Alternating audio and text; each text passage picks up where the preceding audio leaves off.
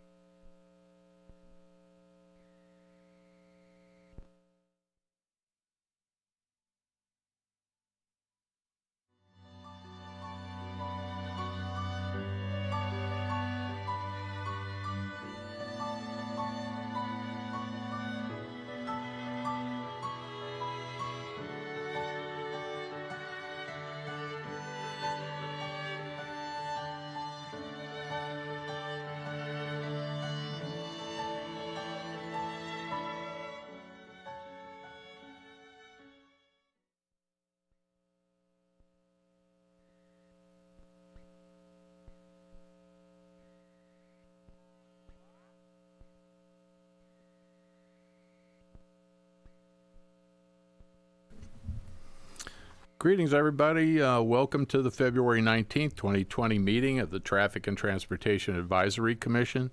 Please rise and follow me in the Pledge of Allegiance.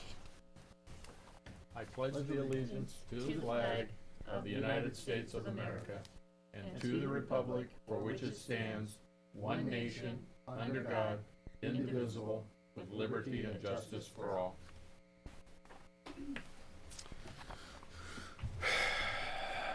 Ms. Marcelino, please call the roll. Commissioner Reader, Present. Commissioner Simpson, Present. Vice Chair Lemo, Present. Chair Gregory, Present. Commissioner Email is absent. Thank you. All right. Do we have any regular public comments? No one turned in, as of this time, no one turned in a speaker or written statement card under the public comment section, sir. All right. So we'll just skip on then. Thank you.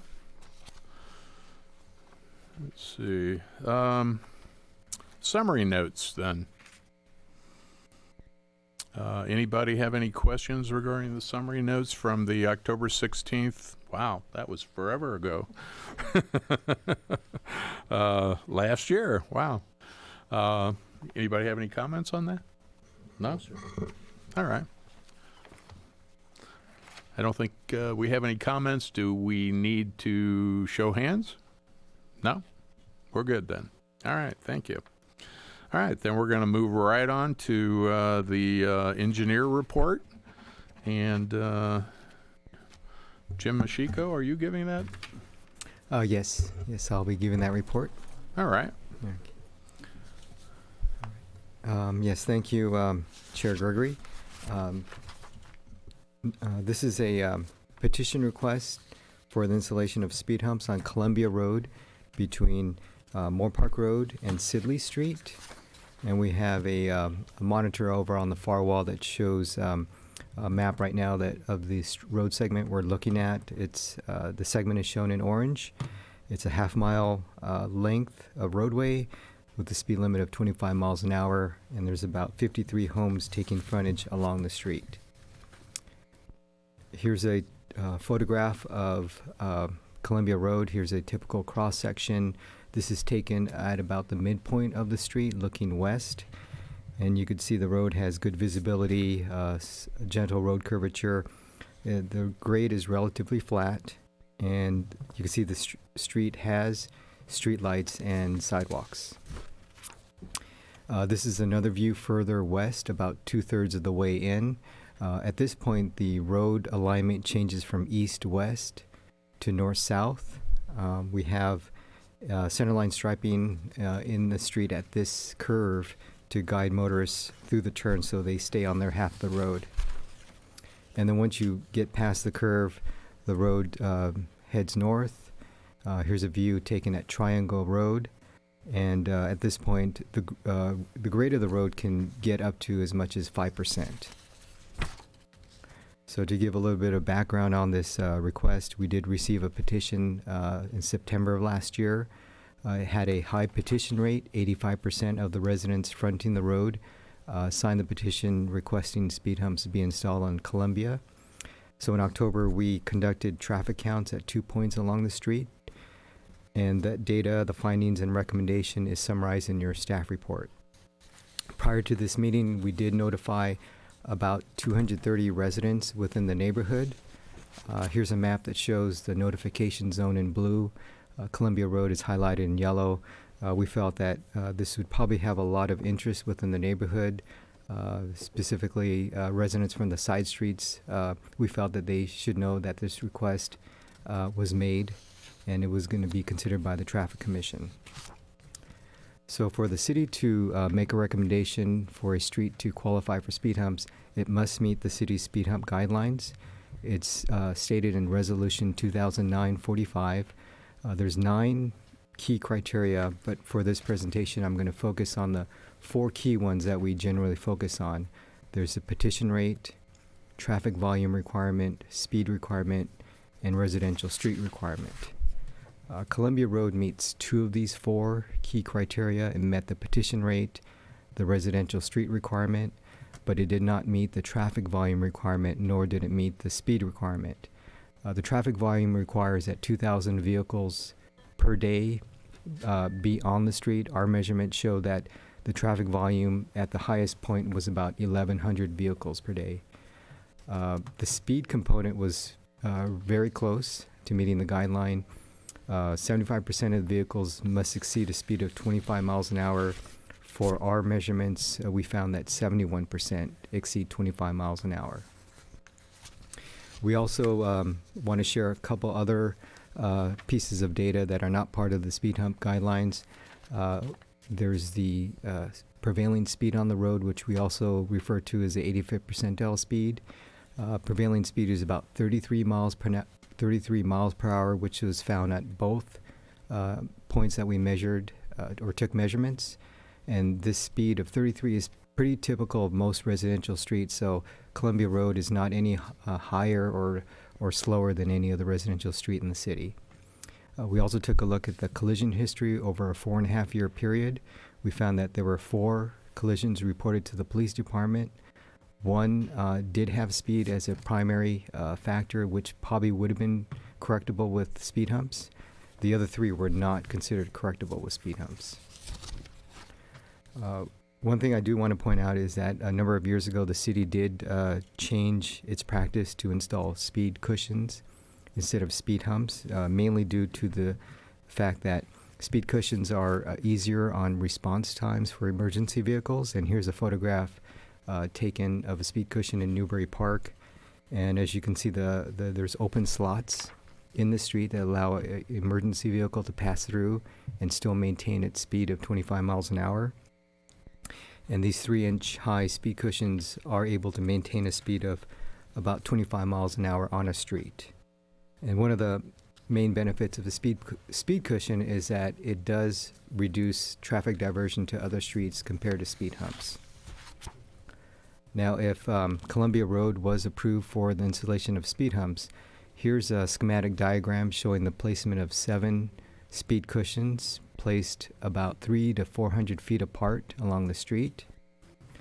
And this would probably maintain a steady pace of 25 miles an hour along the entire segment of roadway. Unfortunately, one of the things that we did find over the years is that speed humps and speed cushions do result in traffic diversion, and this map shows all the routes that residents within the neighborhood can take.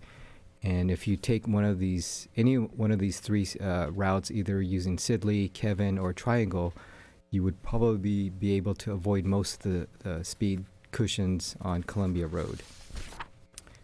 I do want to point out that the city has approved speed humps on 10 streets in the city where the speed policy guidelines were not fully met, and those streets are listed here on this slide. There's also the circumstances as to why the City Council approved those installations are in the staff report. And if the commission feels that Columbia Road is another one of those streets that is a candidate for speed humps or speed cushions where the policy is not met, we'll be glad to take an item to the traffic or to the City Council for consideration. We would like the Traffic Commission to state the reasons to support the deviation from the city's speed hump policy tonight, so that we can take those reasons to the City Council. So with that, the staff recommendation is in the staff report, and we'll be glad to answer any questions.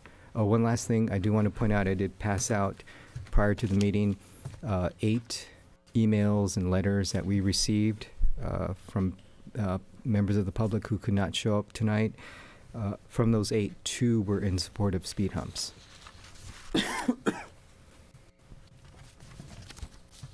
Sure. Questions? Thank you. Commissioner Lemo. Mr. Mashinka, I have a question in regards to, you mentioned speed cushions. Are the warrants and the policy the same for speed cushions as it is for speed bumps and speed humps?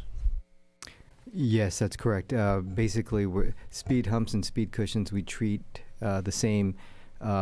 but whenever an installation does finally go in, we're going to use the speed cushions rather than speed humps. Thank you. Other commissioners, anybody? I have a question. Is this Commissioner Simpson. is this the first time for the Columbia neighborhood to petition for speed humps, or has there been a history with this request in previous years? Yeah, we took a look at some of the records. Maybe our records date back maybe 10 to 15 years, but we didn't see any other previous requests for speed humps on this street. One more quick question. Has there been any mention of potential increase of traffic due to electronic navigation like Waze or just, using your iPhone and how that's impacting our side streets at all? No, we haven't really heard of that, whether it's on Columbia Road or other streets within the city. I think people, they can I understand Waze can get you through a congested arterial street during peak hours. That's always going to be a factor. But, for most of Thousand Oaks, we're not really that congested of a city. During maybe the PM peak period, that's our heaviest period. Okay, those are the times at which you're probably going to see people cut through neighborhoods to avoid arterial street congestion. Commissioner Reeder, do you have a question? Yes. Ms. Machico, is this at certain times of the day? I went over there today at about 10 in the morning, and there was no traffic at all. In light of that, if it's morning traffic or late afternoon traffic, would police enforcement or presence be adequate to help solve this problem? Yeah, the about 1,100 vehicle per day average. That's our weekday average for Columbia Road. I mean, that's during a 24-hour period. So during the day, you're going to have highs and lows. We took a look at the volume patterns for Columbia. We found that there's that typical morning rush when people are headed to work, going to school. There's a midday, a little peak again. And then during the evening commute times, but then during the off peaks, yes, there's always a drop in traffic, which is probably what you saw at 10 o'clock this morning. And typically for any type of speed issue that we have, speeding or speed enforcement by the police department is probably our number one way to try to get the message through to drivers that, they need to slow down a little bit. Okay. Yeah, I drove back and forth, and I couldn't figure out where the cut through traffic was, because when you get down to Young, there is an exit off of the hospital, but it's a maintenance gate, lock gate. So you went all the way down to Lynn, and I don't know why anybody would, cut through that way. Didn't make sense to me. Or if I went north on Young to Flores, and I'm going, why would this be a cut through for people that way? It's easier to take the regular street, even if there's backed up. So I'm sure some of you speakers that are coming up, could enlighten me where all the traffic is. It's a large neighborhood. A lot of people exit. One thing I've always observed is the more you drive a route, the more you feel comfortable and the faster you go, sometimes, especially when you're in a hurry. Well, and that's hard for us to correct, because that's a behavior we can't correct. We can do a lot of things, but we can't change the behavior of drivers. I did notice one thing, and if you could give me some feedback on it, there is that one curve that kind of encourages people when they're, I'm sure, more comfortable going down a hill. Obviously, you pick up speed, so that would certainly encourage, faster. Do we ever use any center striping to kind of give that perception of a narrower street around a curve, possibly like that, or any other suggestions that might visually have people slow down so they don't, feel a little more comfortable cross over into the other lane? I noticed some comments were that people do speed there, and sometimes, when you go a little faster, you get out of your side of the street, and that they observed a couple times that people had to dodge around each other. Could you share any feedback on that? Yes, well, there's actually a slide here that shows the curve on this slide right here. This is headed westbound. This is just before you enter that curve. We have center line striping in the road. It's dashed. The idea here is to keep drivers on their half of the road, because if, through a turn, we're finding the behavior of some drivers is that they cut the corner, they cross the center line in order to maintain their speed. But by putting in the center line, the strategy here is try to get people to stay on their half of the road, avoid sort of a head-on situation. But obviously, it's hard to control driver behavior, as mentioned earlier. But in a residential street, we try not to put too much in terms of road stripings or road markings in, because we want to try to maintain the residential feel of that street. Right. If that line was just solid, and I'm just talking about in that curve, do you think that would have any impact? Because, I mean, a broken, that to me doesn't deter me that much, because there are openings. I just, you have more experience about how people react to different striping in situations like this. So could this be improved? Yeah, I think we can make it solid. The people who front the road, they could still enter and exit their driveways. If they cross over, it's still legal. But again, it could be a situation where it may have temporary results. At the beginning, people will notice a changed condition in the road, observe the line, but then over time, maybe they may revert back to their previous behavior. That's always an option. Do you think more signage? I didn't see, I saw I only noticed one slowdown signage, going into that area. Of course, it's probably invisible to the people that live there because you go by it and it just becomes part of the scenery. But do you think, as a additional, maybe including at least a bigger sign, or maybe at a different location might help?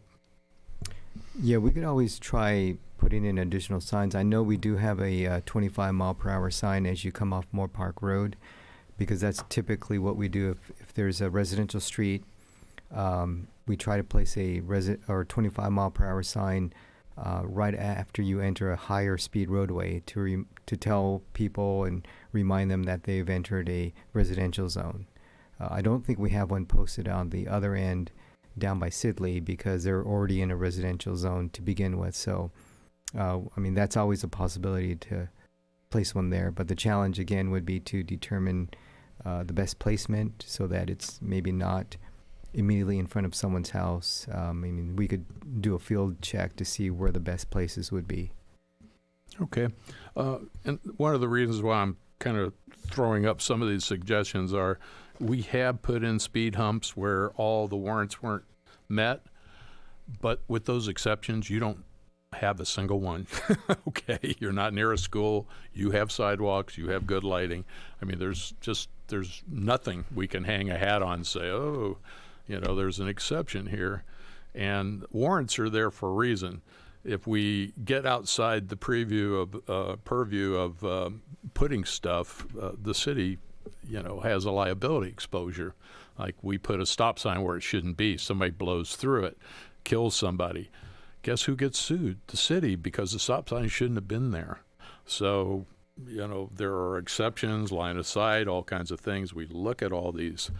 But when you start making exceptions, next thing you know, you've got you're Santa Monica, where there's a stop sign on every corner. Literally, you got to watch some of these things. So I'll be interested to hear what some of the comments are, and thank you.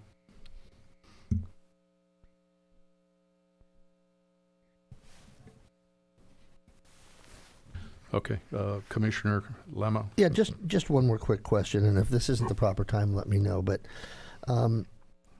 is it possible, if we follow staff's recommendation to do some enforcement, is it possible to share with the commission, not by way of address or name, but the number of residents that actually were stopped for speed? Because one of the points that Commissioner Gregory brought up, we found over and over again, is most of the speed takes place not as a cut through, but as people from the neighborhood.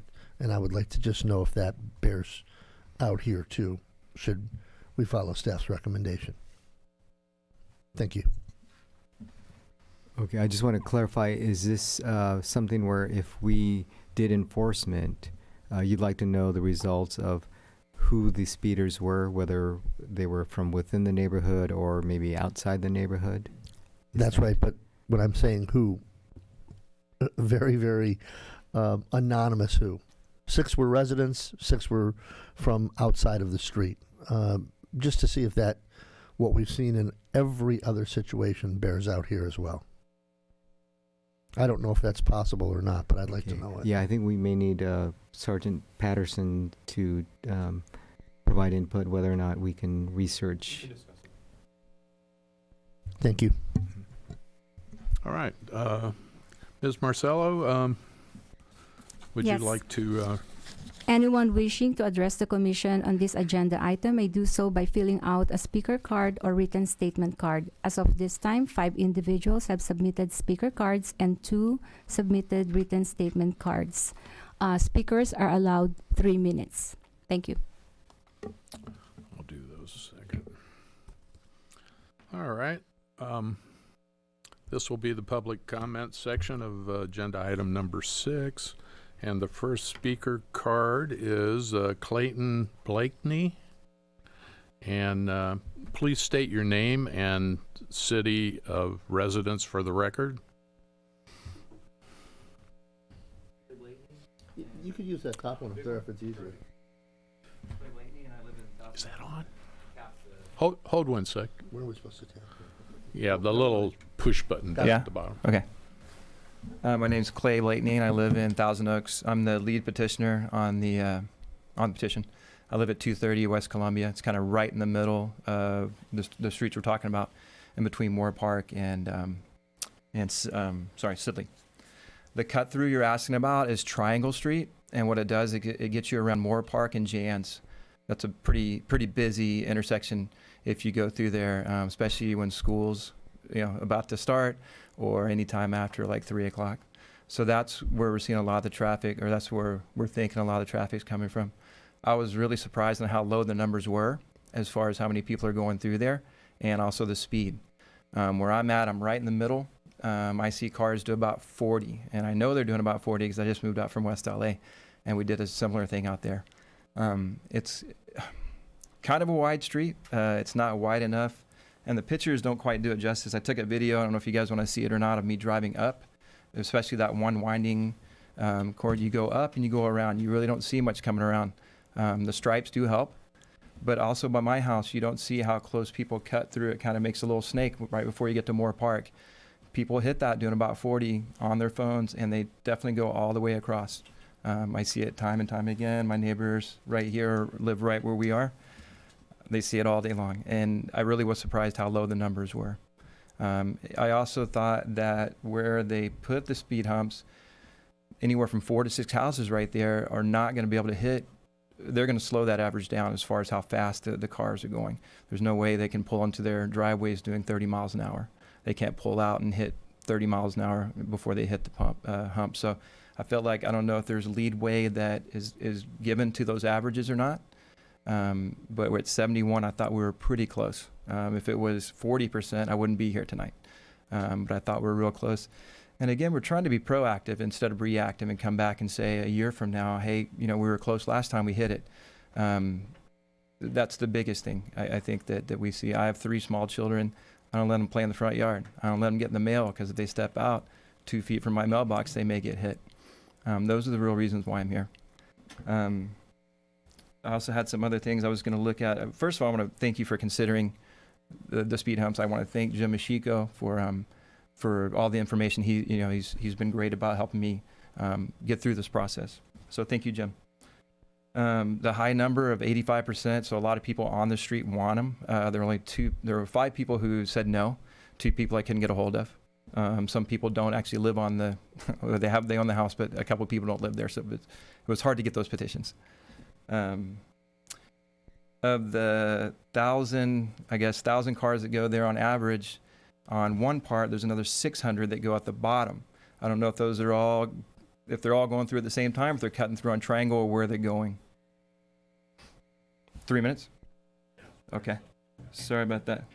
Last thing, next steps. How do we petition this? If it doesn't pass, what's the fee? And then do we start the process over again? Or my last questions. Thank you. Okay, number 2, Susan, is it Eder? Suzanne? Oh. Suzanne. Sorry. Eder, that's what I said. Oh, I guessed right the first time. Thank you.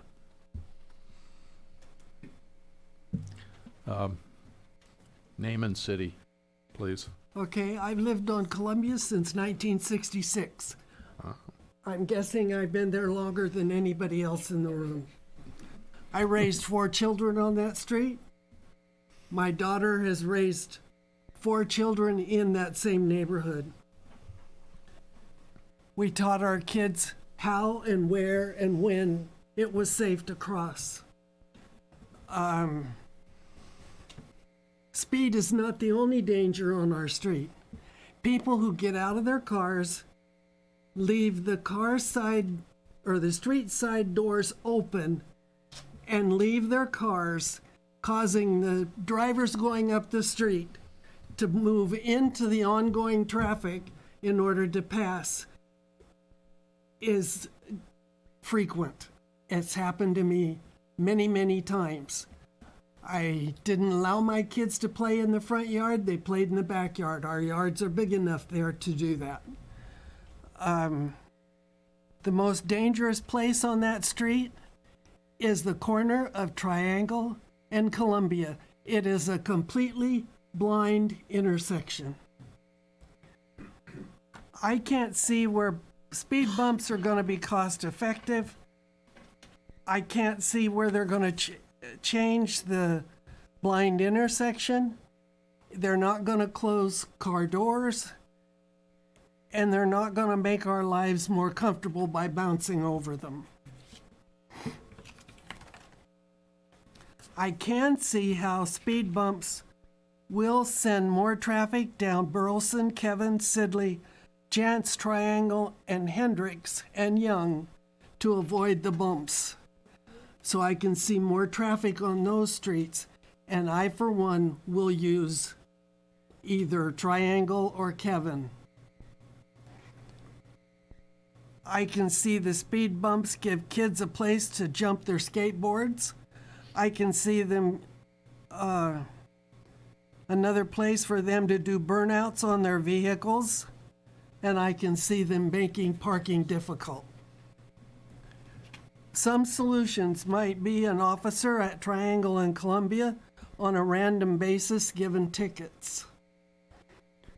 A stop sign at Triangle, but you mentioned the stop sign. And it's almost too late because it's after the curve and you wouldn't see it until you were almost on it. To me, the biggest solution is people just being more considerate and responsible for their own actions, which I think is a real problem in today's world, is people not taking responsibility for themselves and their families, for that matter. All right, thank you, Suzanne. All right, up next, John Segura.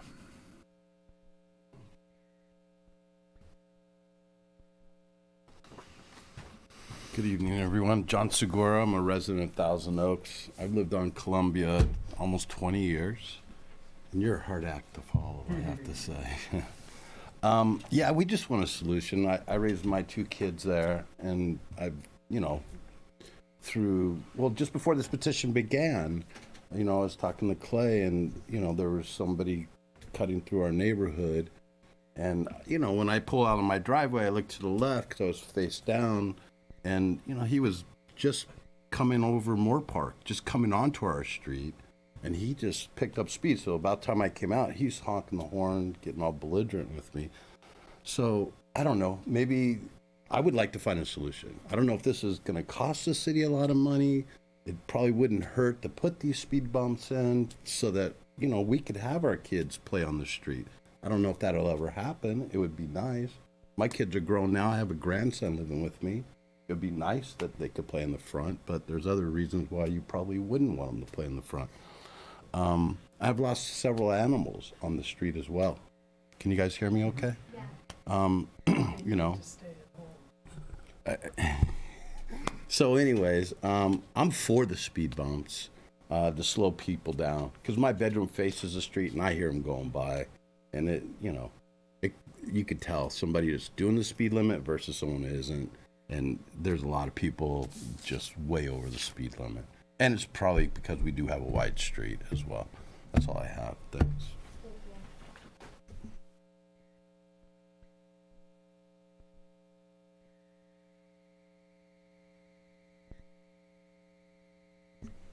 Oh, sorry. Next, we have Kenny Riley. My button's a little sensitive here.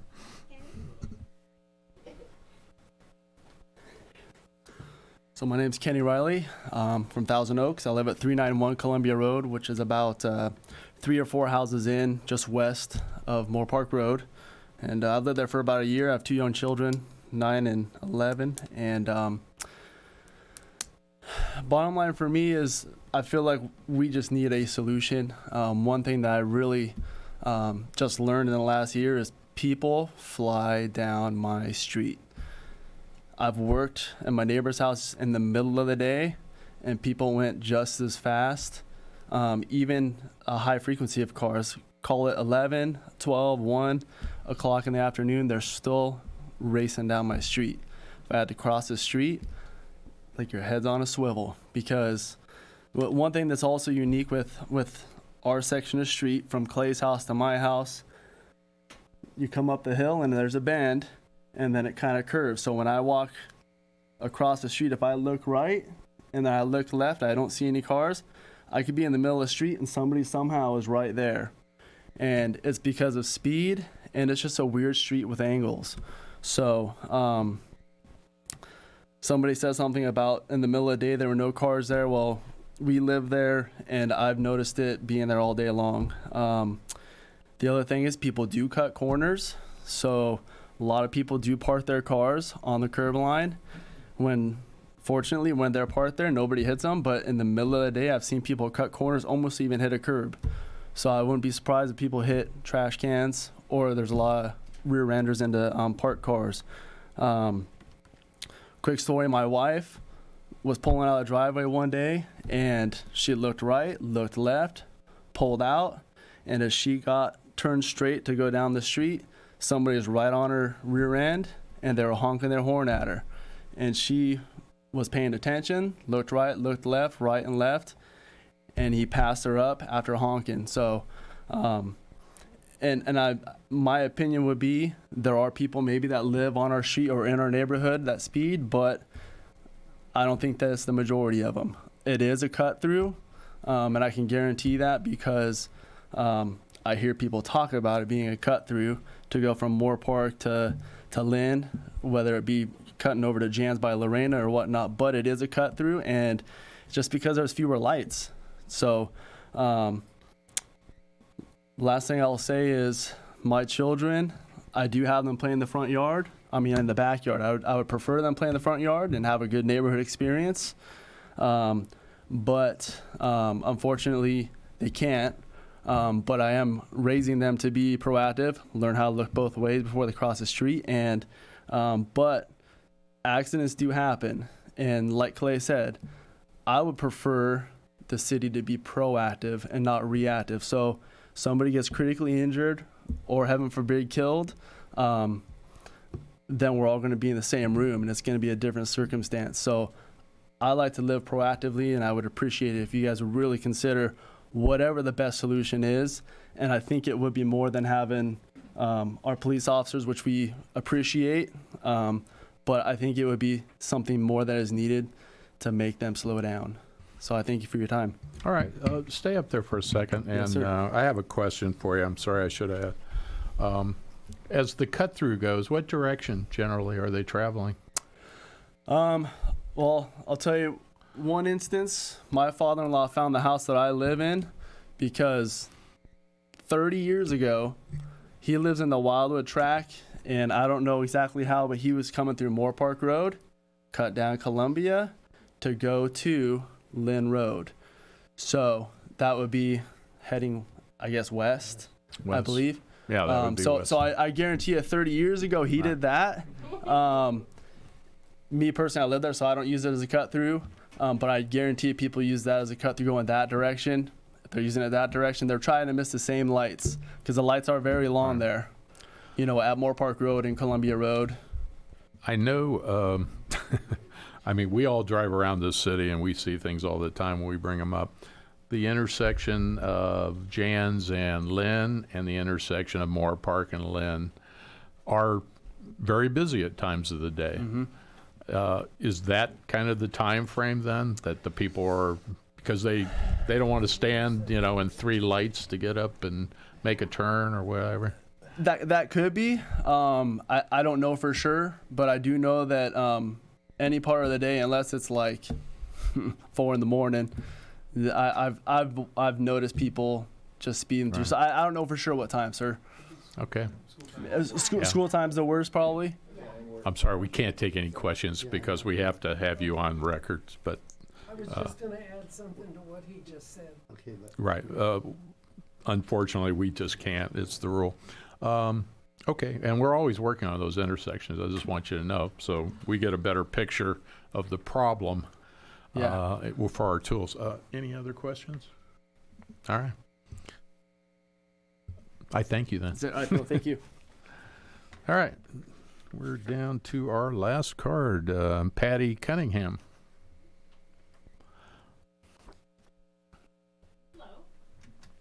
All right, so Patty Cunningham, I'm a resident of Thousand Oaks. I live on Columbia Road, 268. I just want to share some of my experiences. So I've been there for 16 years. My kids grew up there, so they're all big now.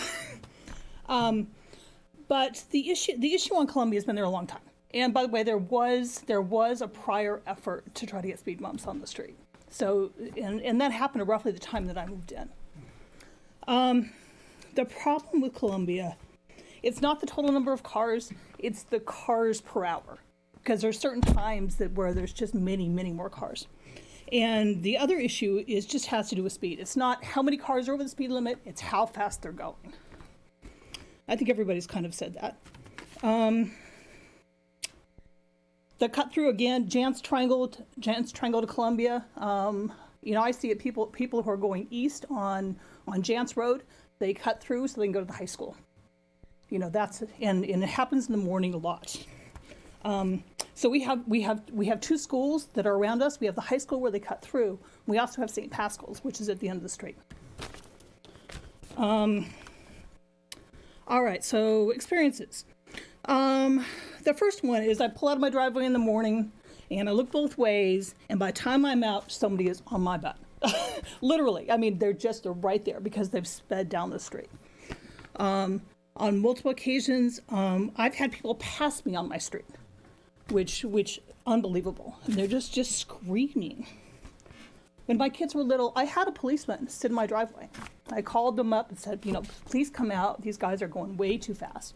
And they wrote tickets for a couple weeks, and it was gone. So I know that I went that route. Yeah. It just has everything to do with speed. A few years ago, somebody actually hit a fire hydrant and took out a tree and took out a mailbox all in front of my house because somebody was screaming down the street. Same thing. That's it. It's all about speed. And it's very scary. 1980. Huh? It was 19. It was in 1980. No, it was much later than that because I wasn't living there. There was And something. that was in front of me at the curb. But there was something in front of my house too. So the We need to second capture minutes. everything on public comment. It's Yeah. just the rules of the meeting. So So speed. nobody speed, can speed. hear these side comments, so if we Yeah. could just, Speed. thanks. Yeah, that's it. Thank you. All right, thank you. Anybody have a question for Patty? No?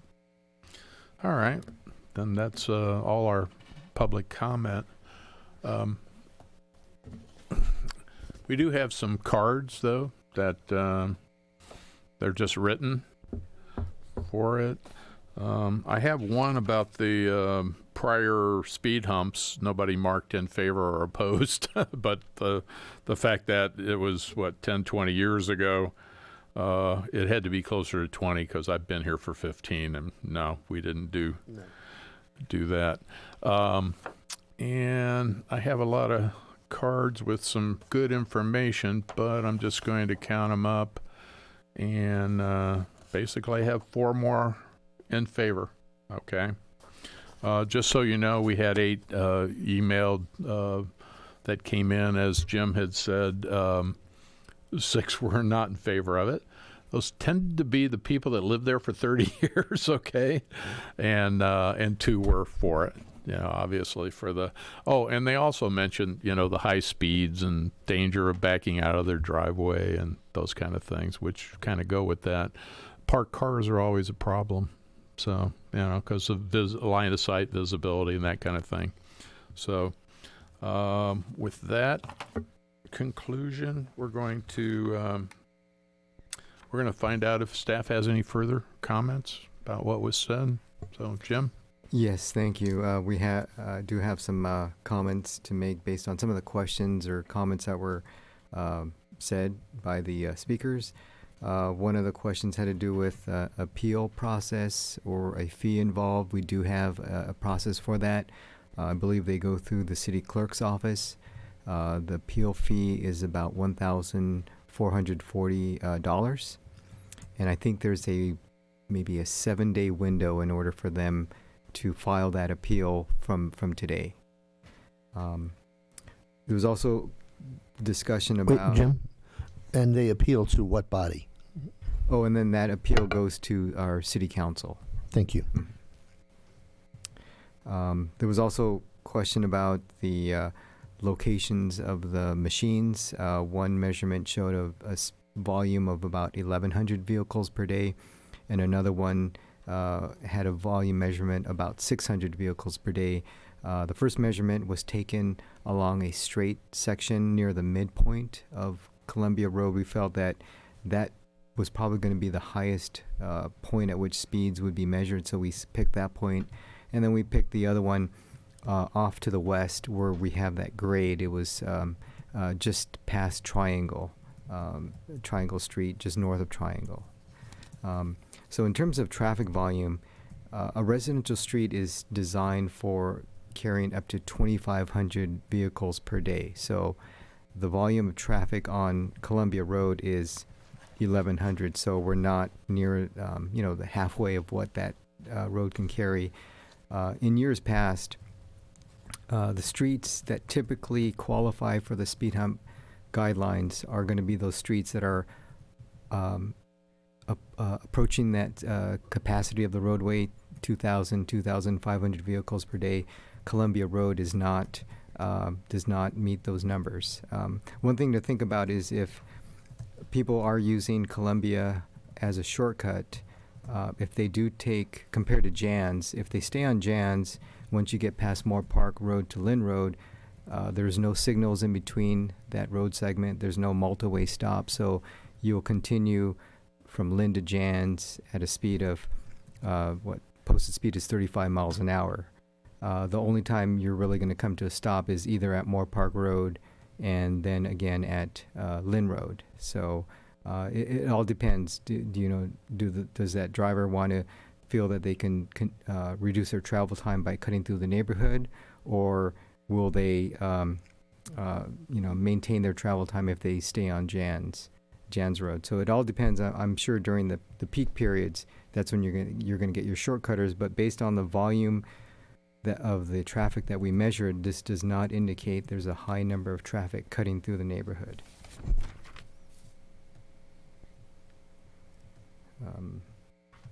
Someone made mention about there's a large number of collisions. Again, I made mention that our research showed that there were 4 reported collisions to the police over a 4.5-year period. Only one of those was related to speed.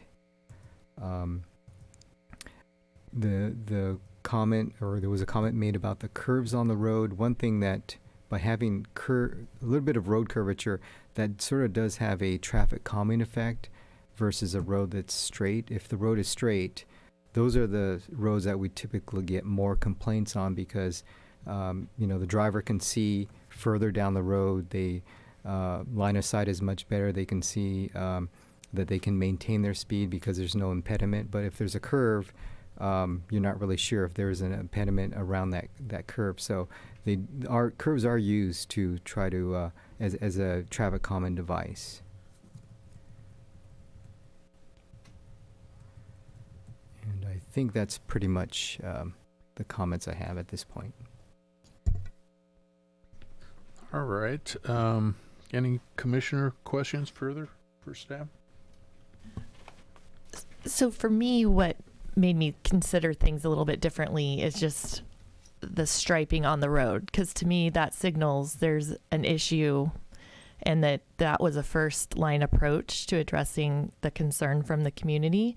So can you let me know a little bit more about what the process was to put in the striping originally with the street on Columbia? Okay, yeah, we have that center line striping through the curve. Normally, most streets, even with those curves, they're not marked unless the residents approach the city and they identify there's an issue. So we'll do an investigation, and if we find that maybe a center line striping would help, we would install it. So probably in this installation, we were approached in the past by residents, and we notified the property owners that front that section that we would select at where the road striping would go in, let them know that the city is proposing to do that and the reasons why. So if we were to make that center line stripe from a dashed yellow to a solid yellow, we would probably go through the process, notify the residents again of the change so that they're not taken by surprise if they see a change in the road. All right. Any other commissioner? No? I'd like to make a motion when you're ready. Actually, I have a couple questions. What I'd like to know is if staff could look at the 2 big intersections, Jans and Moore Park and Jans and Lynn. And I know that's an ongoing because there's a lot of traffic, on those. But just to make sure that we have them optimized as best we can, because we can't add lanes. But we've worked on having multiple turn lanes so people aren't stacked up and all kinds of things. But you can't make an intersection any bigger. We can only restripe it and try to improve it, and they try to coordinate the timing and the staff. They monitor all those things, and they do try to optimize them for busy hours, and I know that. So that would be a suggestion I have. There was somebody had mentioned that there is a blind spot on Triangle, that causes a problem. I don't know if that's something we should look at. I didn't notice it when I drove it back and forth, but I would suggest staff maybe look at that. But we would put a stop sign on Triangle. Okay, we wouldn't not put it on Columbia. That's just the way it is. But if that's a hazardous situation, I would suggest the striping, possibly looking into putting that solid striping. People don't tend to go over a solid line.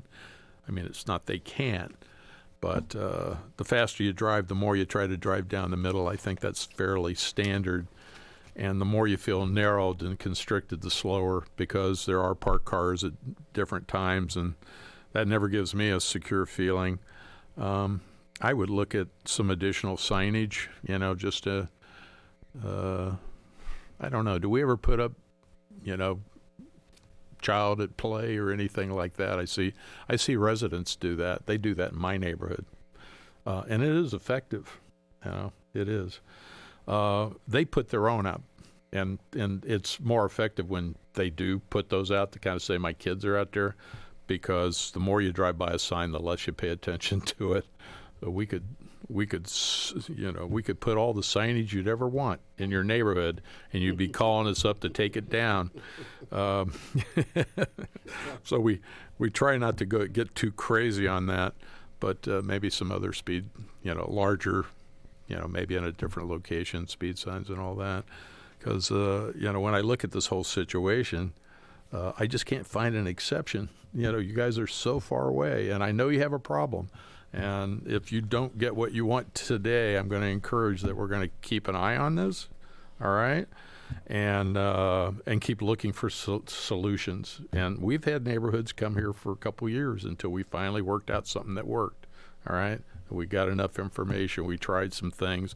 We saw how effective they were and whatnot, because safety is our concern, okay? We're never ignoring that factor. We're just trying to use the tools we can. We can't go around setting exceptions that then really cause other serious problems around. So,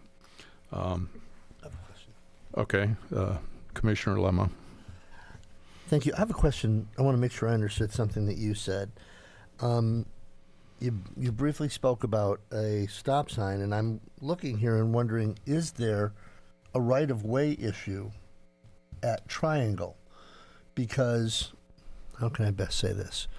Stop signs are never used to control speed. They are used to control right-of-way, and a peripheral benefit from time to time is that they may have a positive impact on speed because you're coming to a stop.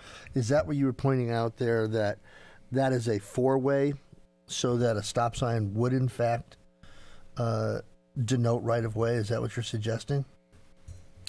I would suggest that staff at least look and see if we have an issue there. But because I can support something like that more than going against the warrants. Could you just report back on that?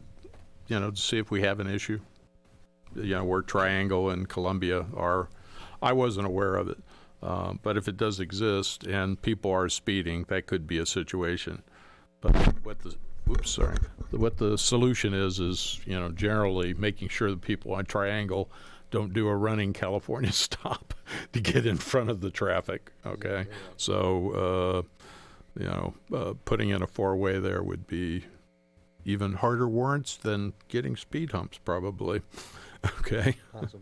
Yeah, it's very difficult. But anyways, we'll direct staff to look at that. Any other question? No? Any other feedback from staff then? None others. We just want to go over the list you had asked for. To look at signal timing at Jan's at Moore Park, Jan's at Lynn. Take a look at the intersection of Triangle and Columbia to see if there's a sight distance issue. See if what countermeasures might be appropriate there. Look at changing the center line striping through the curve from dashed yellow to solid yellow.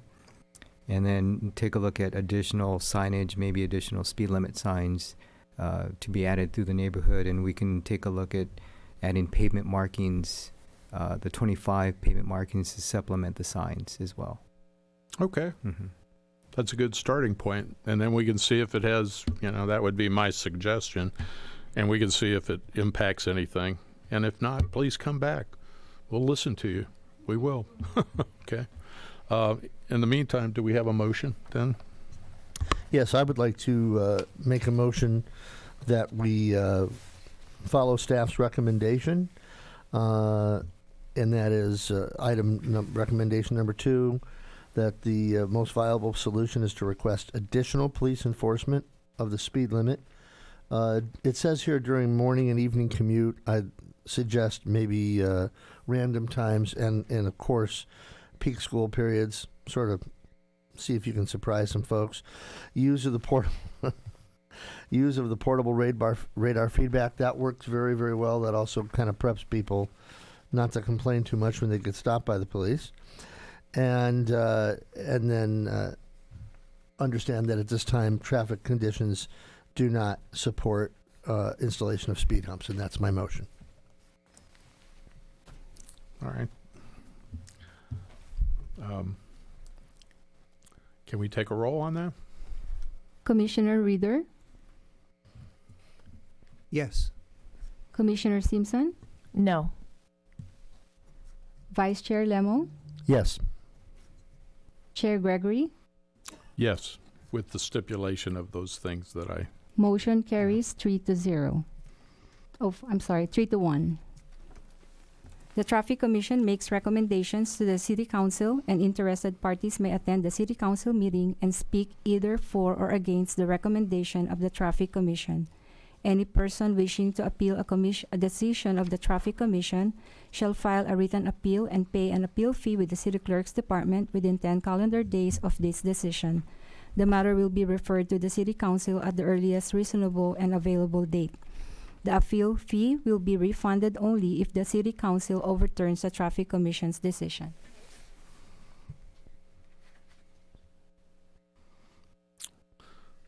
all right. Then, thank you all for coming, and your feedback is very well taken. Well, I just do want to point out one thing. If Sure. this item is appealed to City Council, we Right. will go through the same notification process to the entire neighborhood that we went through this evening, so that the entire neighborhood is aware that an appeal was filed on this item. Sure, and it's your right to do so if you want. Okay, and thank you. We're going to move on to 7 then. Status report, prior commission recommendations. You're giving us feedback on the resolution. Is that? Yeah, there's no. I'm just looking at this list. I don't think I have anything on my. Just future agenda items in a meeting. Yeah, there's no report on this. Just Okay, there's no report. Okay. just Yeah. just I- a little summary that the item that the commission looked at last October was approved by City Council on December 10th, which was the ATP, Active Transportation Plan, that the City Council adopted. Great. And that was a great report. All right, then we have nothing. 8 for referrals. We didn't have any. And do we have any work program commission schedule? Does anybody else have any? Anything for staff coming up, or? Yeah, okay. Commissioner Lemo. Thank you. I have, thank you, Chair Gregory. I have one item that I spoke with staff about and forwarded a report from a city council member and the crossing guard. Staff is working on it, and we will, at the very least, receive some kind of an update at our next meeting, and at the most, maybe get some other recommendations. But I'd like to have us do whatever is possible to accomplish that on the March, I believe it's March 18th agenda. And that's all I have. Okay. Then commission comments, discussion. Anybody have anything other than whether we should vote to cancel March 18th traffic commission meeting? I don't think we have any major agendas to fill it up. I do see a list of some future agendas, and I'm sure staff will inform us when it's the correct time for that. Go ahead, one sec. Commissioner Lemo. Thank you, Chair Gregory. Actually, that I do have a comment on that. A couple of comments, one of which is mine. Even if it's an extremely short meeting, meaning less than an hour, I've received feedback from 2 council members and 1 community member saying we'd just like to, be able to bring some things to you. So what I'm asking is this. I think it should be the purview of the chair based on what they think the agenda is going to be. Because of this one particular issue, if staff feels it's necessary to come back to the commission in March, I would like staff to make a recommendation 2 or 3 weeks from now whether or not we should cancel the March meeting yet, rather than do it now. And that's my only suggestion. All right, and it just dawned on me, was there some information we were going to ask staff to put on our next meeting, whenever that is, whether it's March or April, about a crossing guard incident? That's what I was discussing. Right. They're That's working what I on thought that. it was in Yeah, referral they're to, working so- on that now. So, okay, And- so we need to formally ask if you'll gather some information about this collision And determine if you feel Indians. it's necessary. instances, that kind of thing. And if you'll take a look and maybe let us know whether there would be the need for a March meeting, or we just go ahead and that would be something you could bring us up to date in April. 'Cause I don't know what the time sensitivity of it is, but, somebody being hit, our crossing guards are, we try to protect them. And I have done some school site walks, and I can tell you, they don't get paid enough. Absolutely, for what they do. So, you'll Yeah, let us just- know about that then? Yeah, I just want to comment. Yeah, it appears that the request that was forwarded to us is a normal item that we would handle administratively as an investigation, and then once we're completed with that investigation, we can then share the results with the commission. Okay, so it's your purview, but you'll just let us know what happened. Okay, thank you. And thank you for letting us, bringing it to our attention. All right, and if that's the case, then I'm going to make the motion that we cancel the March meeting unless staff informs us something occurs otherwise. And do we just need a show of hands whether Yeah, we do that? We can do a hand vote. All those in favor, please raise your hand. Yeah. Motion carries 4-0. All right, then we're adjourning. Traffic and Transportation Advisory Commission now adjourned till 6 p.m. on April 15th, 2020 in the boardroom of the Civic Arts Plaza on the 3rd floor. And good night. Drive safe. Slow down.